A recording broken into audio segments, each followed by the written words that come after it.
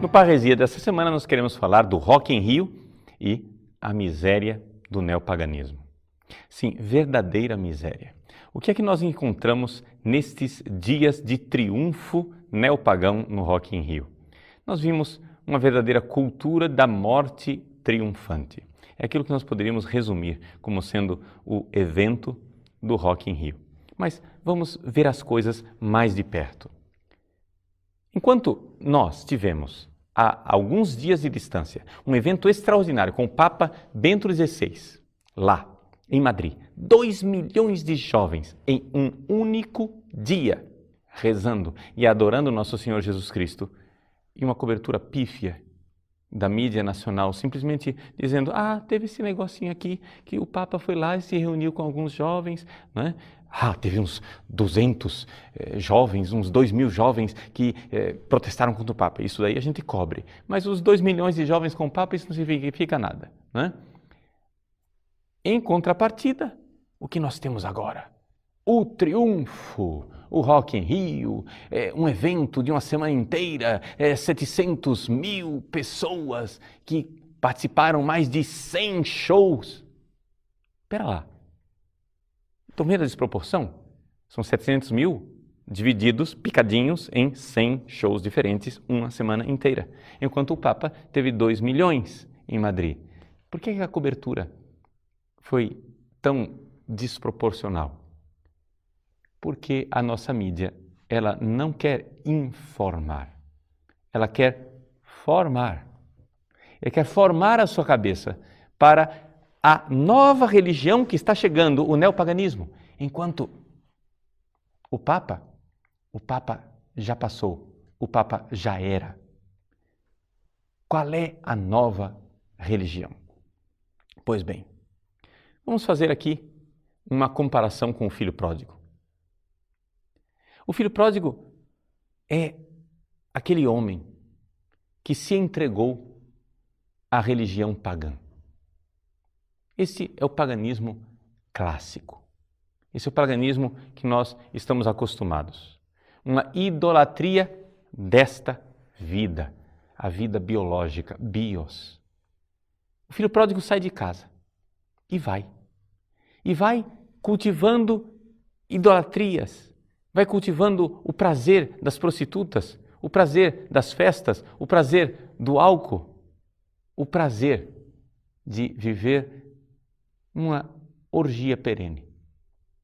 Acontece que todo paganismo, todo filho pródigo, termina no abismo, um abismo de desespero, em que finalmente, consumido todos os seus bens, ele olha e vê que ele está invejando agora a comida dos porcos, que ele está invejando a comida daqueles seres inferiores e irracionais, que são os porcos.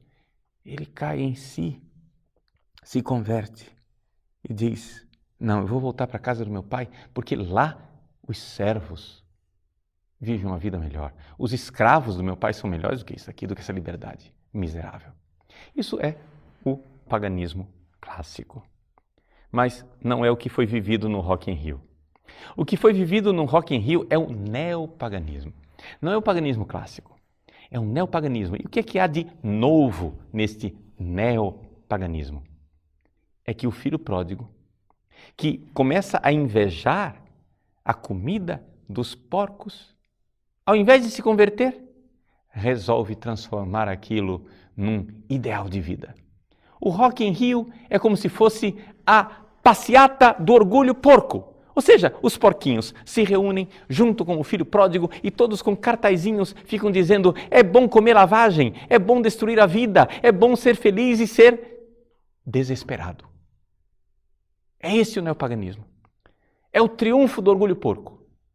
É o triunfo do filho pródigo que miseravelmente se orgulha da lama, da miséria e da desgraça na qual ele descambou. É esta a novidade. Essa análise que eu estou fazendo aqui para você não é uma análise original do Padre Paulo Ricardo. Isso já vem sendo observado há muito tempo e já vem sendo anunciado por várias pessoas. Você veja, por exemplo, o escritor de nascimento francês, mas depois naturalizado britânico, Hilaire Belloc. Ele era um escritor do início do século XX, foi muito amigo de Chesterton, não é? Belloc, ele escreveu em 1929 um livro chamado Survivals and New Arrivals, Sobreviventes e Novas Chegadas. Nesse livro, ele analisa os velhos e novos inimigos da Igreja Católica. Os survivals, que são os velhos inimigos, ou seja, os inimigos do antigo paganismo, ou seja, os inimigos daquele chamado modernismo racionalista, os inimigos que já eram conhecidos há muito tempo. Mas em 1929, veja, 29, Belloc já está notando que existe uma diferença. Existe um neopaganismo, existe algo que antes não havia e que agora apareceu. O que é que apareceu? Apareceu a cultura do desespero. Ou seja, se nós formos analisar aqui, usando a linguagem grega, nós poderíamos dizer assim: o paganismo antigo, o que ele fazia era a idolatria da bios, da vida, os princípios vitais, a vitalidade, não é? Ou seja, as energias cósmicas vitais. Então o paganismo antigo, ele venera o amor, o sexo, ele venera o vinho, venera as festas, ele venera o prazer, ele venera a saúde, ele venera a guerra, ele venera a linguagem, tudo isso. Este é o paganismo clássico antigo. Mas existe esse novo paganismo que agora está venerando a morte. Não mais a bios, as energias vitais, mas está venerando Thanatos, a morte. Ou seja, um paganismo que considera a morte como coisa boa. É por isso que eu digo, é um paganismo que promove a passeata do orgulho porco. Ou seja, o homem orgulhoso de sua autodestruição, o homem orgulhoso de se ver agora companheiro de viagem de porcos, de animais imundos, de animais irracionais, de animais que não são capazes de erguer a sua cabeça na direção de Deus, mas que vivem com a sua cabeça e o seu focinho chafurdado na lama, necessariamente olhando para baixo. Nenhum porco olha para cima.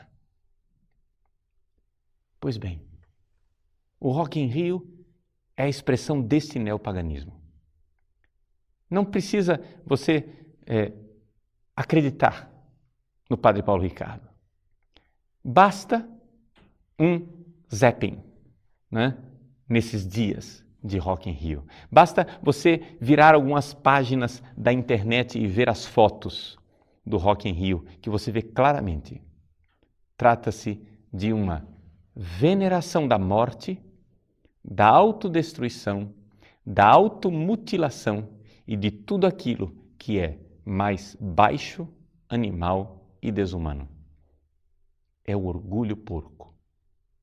O orgulho do filho pródigo de comer lavagem. Ou seja, nós estamos diante de uma espécie de jogada de marketing, em que, ao ver que o filho pródigo vai se converter, Satanás entra de repente com um novo marketing e ele começa a colocar comerciais, propagandas e todo tipo de marketing para dizer lavagem é bom, lavagem é gostoso, lavagem é ideal, não existe outra coisa a não ser lavagem, coma a lavagem, viva na lavagem, que alegria, somos porquinhos. Deus morreu, estamos livres daquele patrão severo, daquele pai terrível, que felicidade vivermos na lavagem, Deus morreu, aleluia! É essa a tragédia do Rock in Rio. Vejam, mas as coisas não param por aí. Não existe somente esses dois passos, em que o antigo pagão venerava a vida nas suas orgias, na felicidade do sexo livre e da bebida. O novo pagão, que não se arrepende do que fez e está na beira do desespero e vê que realmente, se ele venera a vida, se ele idolatra a vida, se a vida é tudo, ele vai terminar no desespero, porque a vida vai terminar em morte. Então é melhor ele idolatrar também a morte, idolatrar a destruição, idolatrar a miséria, idolatrar a mutilação, e haja piercing, haja tatuagens, haja mutilações, haja droga, picadas de drogas e todo tipo de autodestruição. Pois bem, não somente isso. Existe um terceiro passo, que é pouco divulgado, um terceiro passo, que é pouco notado, mas que é a finalidade desse neopaganismo, que é a adoração de Satanás. Ou seja, uma vez que você adorou as forças biológicas e materiais, e você cai no desespero, você começa a adorar o desespero e a morte. Mas o adorar o desespero e a morte é só um passo para a finalidade última, que é adorar o Senhor da morte. Adorar aquele que é homicida desde o princípio, aquele que é o inventor da morte, Satanás. Vejam, é sabido que existem muitíssimas bandas de rock que colocam na temática de suas músicas, na sua forma de vestir, na sua forma de se expressar, o satanismo. Mas você pode dizer, sim, padre, mas isso daí é simplesmente o pessoal mais radical. Existe um rock bom, existe um rock que pode nos levar a estar em sintonia com o mundo moderno. A igreja não pode rejeitar isso daí. Meus irmãos, o que há de bom no culto ao desespero? O que é que há de bom nessa manifestação pública do orgulho porco? Não há nada de bom nisso. E não tem por que a igreja deva invejar essas pessoas. Nós que estamos na casa do Pai, nós que estamos servindo ao Pai, devemos sim nos compadecer do filho pródigo. Devemos aprender a acolher o filho pródigo arrependido que retorna para a casa do Pai. Mas não temos por que invejar a pocilga na qual o filho pródigo chafurdou. Não temos por que chegar e dizer que, mas veja, esse rock não é tão ruim porque ele não chegou ainda. Mas atenção, ainda não chegou a adorar Satanás. Não chegou lá ainda, talvez. Essa banda que você gosta, essa banda que você segue, talvez ela não tenha chegado lá. Mas ela está no estágio, ela está servindo como estágio intermediário, está no estágio da cultura do desespero, onde é cultuado aquilo que é feio, aquilo que é disforme, aquilo que é estridente, aquilo que é desagradável. Vejam, a cultura do Rock in Rio é a cultura antiteísta. Não é uma cultura ateia, sem Deus. Não, é uma cultura contra Deus. Claramente. Porque é claramente contra Deus quem é contra o belo, é claramente contra Deus quem é contra o bom e é claramente contra Deus quem é contra o verdadeiro. Vamos analisar? O Rock in Rio é contra o belo. Não precisa nem demonstrar. Basta você olhar algumas das fotos das pessoas que dão a verdadeira dó. Dá verdadeira pena de ver aqueles jovens rapazes e moças, e às vezes não tão jovens, às vezes não tão rapazes e não tão moças, às vezes gente que infelizmente ao invés de aprender com os anos, simplesmente envelheceu no pecado, sobrevividos de uma juventude desregrada que continuam sendo uma velhice desregrada. Pois bem, basta olhar naquelas fotos e ver que existe uma profunda veneração por tudo aquilo que é feio, tudo aquilo que é disforme, tudo aquilo que é grotesco. A veneração do grotesco. Ora, se Deus é a fonte do belo, quem venera o que é feio, o que está fazendo? Não é simplesmente uma ausência imparcial de uma cultura laica. Nós temos uma cultura laica onde nós não falamos de Deus. Não, você está promovendo uma cultura antiteísta, ou seja, contra Deus. Quem é contra o que é bom, só pode também ser contra Deus. Quando você claramente venera as drogas, o sexo suicida, sim, porque não é simplesmente sexo livre, é sexo suicida e autodestruidor. Quando você venera a morte das pessoas através de todo tipo de ritual de mutilação, de autodeformação, quando você é contra aquilo que é bom, porque o bem é aquilo que promove a felicidade da pessoa. Quando você promove e você faz de tudo para aquilo que faz as pessoas se destruírem, você é contra a bondade, você é contra Deus. Você é contra o belo, você é contra o bom, você é contra a verdade. Porque você acredita na lorota satânica de que é normal. Todo jovem é assim, tem que ser assim, é assim que todo mundo é. Vejam a mentira. O que quer dizer todo jovem é assim? Não. É isto que Satanás quer que você creia, porque afinal ele mente, até que você, só ouvindo mentiras, acha é verdade. Mas nós vimos e nós sabemos que existem sim jovens que não estão no Rock in Rio. Existem sim jovens que não creem naquilo. Só que o Rock in Rio é colocado ali como isca para aqueles jovens que sim descobriram verdadeiramente a verdade de Cristo, mas ainda vacilam, ainda não têm fundamento sólido. Então, quando você vê aquela multidão, você se sente um peixe fora d'água. É interessante que no Rio de Janeiro, que será o palco da próxima Jornada Mundial da Juventude, aconteça o Rock in Rio, ou seja, a Jornada da Juventude das Avessas, a Jornada da Morte, a manifestação do orgulho porco, do orgulho satânico, da destruição. Meus irmãos, nós estamos diante de uma cultura de morte, sem dúvida alguma. Uma cultura de morte em que a vida já não vale mais e a minha vida já não vale mais. O jovem hoje chegou a um ponto que, na antiguidade, só se chegava com a velhice.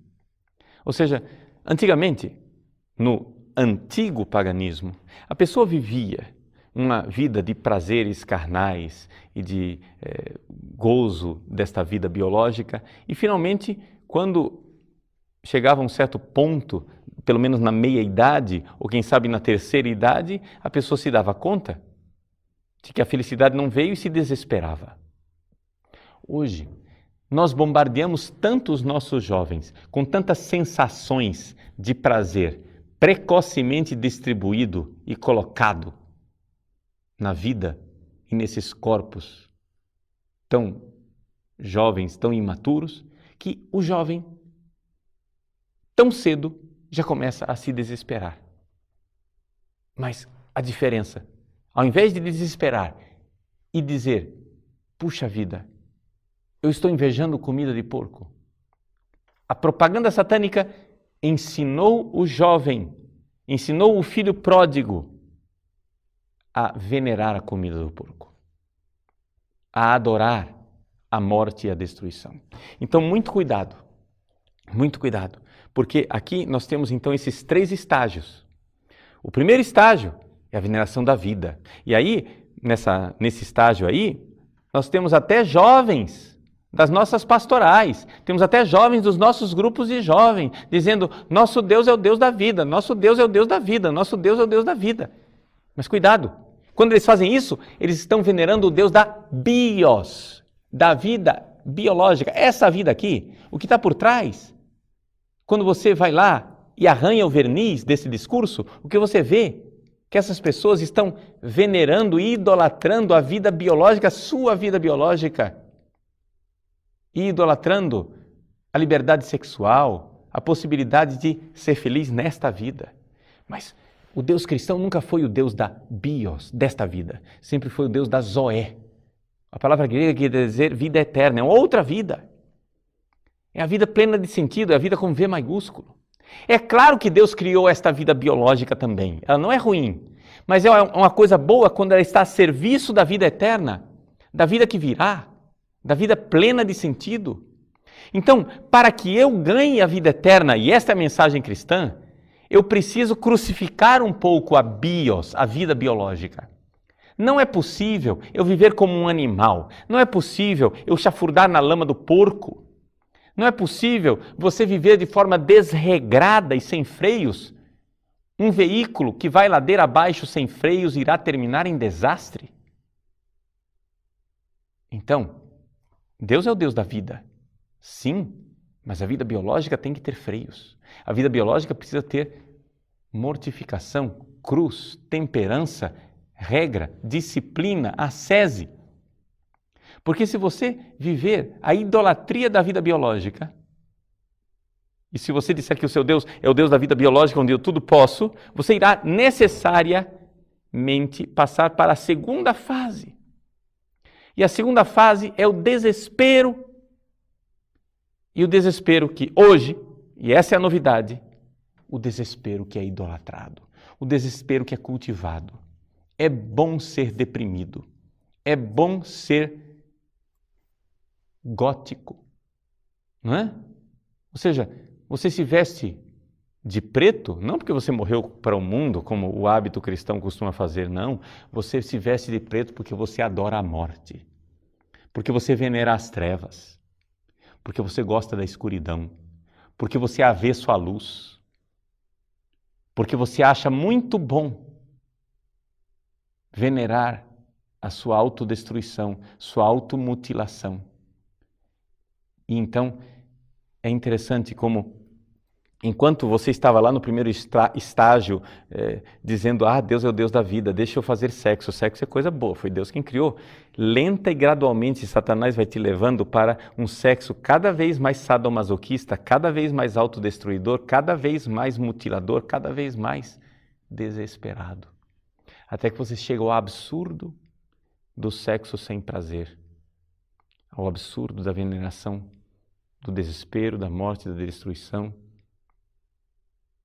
o absurdo de fazer orgias onde você está fazendo uma roleta da morte, e assim por diante.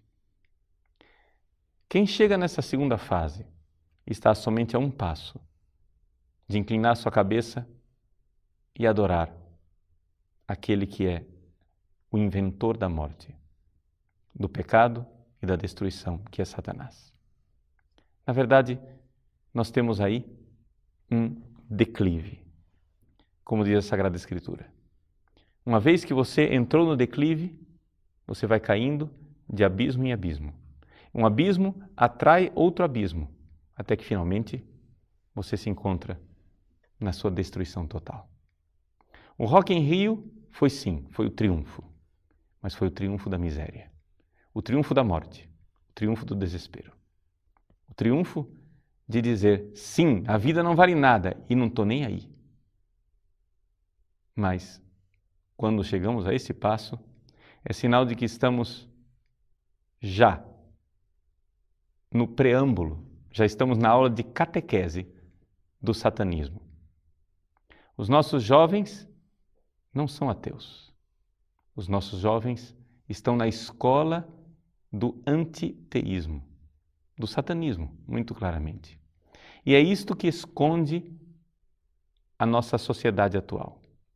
Eles se escondem atrás de uma máscara de sociedade laica, sociedade isenta, sociedade que não quer absolutamente falar de religião, mas na verdade são uma máquina de destruição. Uma vez que você começa a ir na direção do neopaganismo, a coisa se torna automática e fatal. Por isso, muita atenção. Estou fazendo esse parresia para você, jovem. Para você, rapaz e moça, que sem perceber está nesse declive. Ainda é tempo. Ainda é tempo para você fazer como o filho pródigo. Dizer sim. Pequei. Pequei, meu pai. Pequei contra o céu e contra ti. Eu recebi, nesses dias, uma mensagem de uma das nossas internautas. É uma dessas jovens que estava nesse declive, na veneração de uma vida biológica e caindo na orla do desespero. É evidente que ela pediu para que o nome dela não fosse revelado, mas eu vou ler alguns trechos do e-mail que ela me passou. Ela escreve o seu e-mail inicia o e-mail dizendo, confessando a sua grande dor. Porque ela tem tendência homossexual, ela se confessa lésbica. Ela teve uma vida em que ela era temente a Deus, seguia a igreja, quase foi religiosa, mas as carências, o fato de que ela é uma filha adotiva, que teve que de alguma forma superar essas suas carências, levaram-na a procurar na vida biológica, aqui neste mundo, uma felicidade no fundo impossível. Mas ela, graças a Deus, notou isso. Ela, graças a Deus, notou que nesta busca desenfreada por uma felicidade aqui neste mundo, ela estava resvalando na infelicidade e na destruição. Ela, então, resolveu romper o relacionamento que ela tinha. Ela confessa dizendo assim: e agora Deus bate à porta novamente. O meu coração ficou extremamente contente por estar perto de Jesus novamente. Mas dentro dela soava uma tentação do inimigo que dizia assim: mas eu pensava, justo agora que eu encontrei a melhor companheira? É verdade, padre. Ela é uma excelente pessoa e estava me acompanhando nesse processo de conversão. Mas de repente ela parou e viu que para ela não seria possível viver sem os carinhos de uma mulher. E então hoje, nesse momento, eu pedi a ela que se afastasse definitivamente de minha vida, para que eu pudesse entregá-la integralmente a Deus. Veja que bonito. Ela se separa da outra, mas por amor à outra, para poder entregá-la a Deus. Ela prontamente atendeu o meu pedido, mas, padre, a dor é enorme. Eu quero convidar você, meu amigo internauta, a rezar por esta jovem e a rezar por tantos outros jovens, que, como ela, devem dar esse passo de crucificar um pouco a vida biológica, de entender que não existe felicidade plena e perfeita se eu não aprender a amar. Nós estamos aqui neste mundo para amar e não existe possibilidade de amar sem de alguma forma eu me crucificar, eu dar minha vida pelo outro. Mas aqui é que está a grande diferença. Ser cristão, aparentemente, é uma morte, mas é uma morte vivificante, porque quando você abraça a cruz, você encontra vida e sentido. Enquanto ser pagão é aparentemente vida, mas é uma vida mortífera. Ou seja, é uma aparência de vida, é um simulacro de vida que leva ao desespero e à autodestruição. Eu não sei em que ponto dessa escala, desse declive, você se encontra. Mas Deus estende a mão. Ele desceu aos infernos para nos buscar. Deixe Jesus descer aos seus infernos, onde quer que você esteja. Ele rompe as cadeias, os grilhões satânicos e infernais que nos acorrentam. Volte para casa.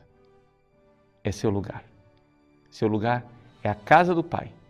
Ele irá acolher você. Aceite ser servo. Aceite ser escravo na casa do Pai. E Ele acolherá você como filho. Deus te abençoe.